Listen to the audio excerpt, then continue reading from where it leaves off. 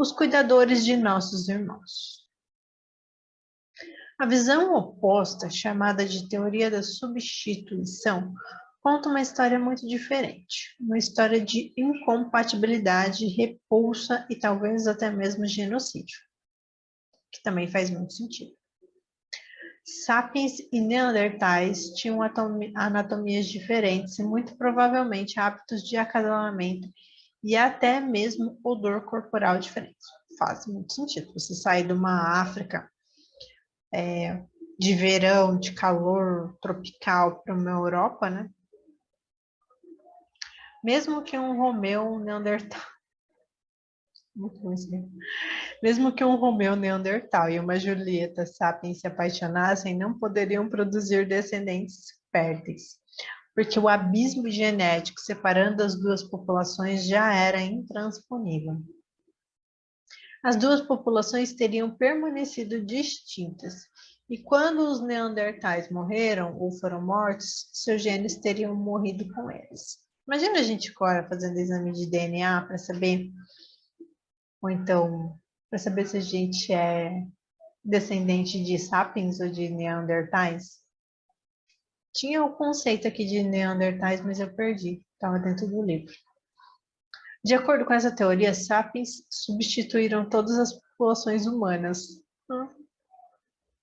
sem se misturar com nenhuma delas. Nesse caso, a origem de todas as linhagens humanas existentes pode ser atribuída exclusivamente à África Oriental, de 70 mil anos atrás.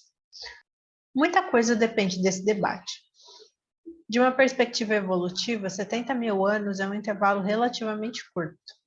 Se 70 mil anos, pensando em estrutura da humanidade, é um negócio pequeno, imagina então nossa vidinha aqui com uns 85 anos. Não é nada. Se a teoria da substituição estiver correta, todos os humanos existentes têm mais ou menos a mesma bagagem genética. E as distinções raciais entre eles são desprezíveis. Mas se a teoria da miscigenação estiver correta, pode muito bem haver entre africanos, europeus e asiáticos diferenças genéticas que remontam a centenas de milhares de anos atrás. Trata-se de uma dinamite política que poderia fornecer matéria-prima para teorias raciais explosivas. Para uma sociedade hoje nossa que está tentando fazer inclusão, né, das pessoas, não trazer o entendimento ao invés de fazer separação, mas é muito importante a gente perceber isso, que, mesmo a pessoa mais esquisita que a gente conhece, seu vizinho, no meu caso, os meus vizinhos, todo mundo veio do mesmo local, por mais que a gente seja diferente por fora, todo mundo tem as suas questões internas, né? Quando a gente senta para conversar com pessoas diferentes, a gente vai perceber, inevitavelmente, que todos temos alguma questão para trabalhar, alguma questão que é parecida para todo mundo, e quando a gente começa a ver isso, a gente, sabe, eu sempre falo assim, quando eu trabalhava, que eu olhava, tipo assim, às vezes eu sentava para conversar com as pessoas e era muito louco, porque você olha a pessoa, a gente julga, né? Coloca, vamos pensar assim, algumas crenças aí para falar, ó, né? Essa pessoa é assim, é assada, e aí de repente a gente percebe que, tipo, nossa, nada a ver, olha a história dessa pessoa, olha o que essa pessoa já passou. Então, o nosso julgar em cima de qualquer período de tempo, ele é muito superficial. É muito superficial, muita sacanagem quando a gente faz esse tipo de julgamento em cima das pessoas, né? Então, é isso. Tá. Nas últimas décadas, a teoria da substituição prevaleceu entre os cientistas. Tinha bases arqueológicas mais sólidas e era politicamente mais correta. Os cientistas não tinham desejo algum de abrir a caixa de Pandora do racismo ao afirmar a existência de uma diversidade genética significativa entre as populações humanas modernas. Mas a gente percebe como, dependendo do lugar onde a gente nasce, faz diferença, né? E aí depende, sei lá, dessas questões mais de DNA mesmo. Mas isso terminou em 2010, quando foram publicados os resultados de um esforço de 4 anos para mapear o genoma dos neandertais. Geneticistas conseguiram coletar DNA intacto de fósseis de neandertais em quantidades suficientes para fazer uma comparação detalhada com o DNA de humanos contemporâneos. Os resultados desconcertaram a comunidade científica.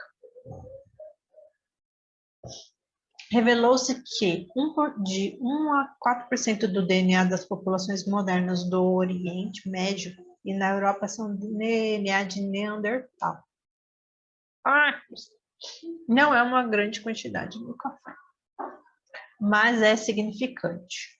Um segundo choque veio meses depois, quando foi mapeado o DNA extraído do dedo fossilizado de Denisova. Os resultados comprovaram que até 6% do DNA humano dos melanésios e dos aborígenes australianos modernos são DNA denisovano. O que isso significa? Que provavelmente existem diferenças reais entre as estruturas, né? Se esses resultados forem válidos, e é importante ter em mente que estão sendo realizadas mais pesquisas que podem tanto corroborar quanto modificar essas conclusões, os defensores da teoria da miscigenação acertaram em pelo menos alguns aspectos. Mas isso não significa que a teoria da substituição esteja completamente errada, uma vez que os neandertais e os denisovanos contribuíram apenas com uma pequena proporção do DNA para o nosso genoma atual. E é impossível falar de uma fusão Dragon Ball entre os sapiens e outras espécies humanas. Embora as diferenças entre elas não fossem grandes o suficiente para evitar completamente a geração de descendentes férteis, eram suficientes para fazer que tais contatos fossem muito raros. Sendo assim, como devemos entender as relações biológicas entre sapiens, neandertais e denisovanos? Claramente, não eram espécies completamente distintas, como são os cavalos e os jumentos, que não conseguem fazer neném. Aliás, eles conseguem ter relações, mas eles não conseguem ter filhotinhos, né? Por outro lado, não eram apenas populações diferentes da mesma espécie, como os bulldogs e os spaniels. A realidade biológica não é um preto e branco, há também áreas cinzas importantes. Quaisquer duas espécies que tenham evoluído de um único ancestral, como os cavalos e os jumentos foram, que eles também vieram do mesmo nicho, vamos dizer assim, fonte. Em algum momento, apenas duas populações da mesma espécie, como os bulldogs e os spaniels, com o tempo as diferenças entre elas se acumularam, até que elas seguiram caminhos diferentes. É como se os bulldogs e os spaniels, eu não sei a carinha dos spaniels agora, para ter uma ideia. Mas é mais fácil, o cavalo e o jumento vieram de um mesmo lugar, mas seguiram caminhos evolutivos totalmente diferentes.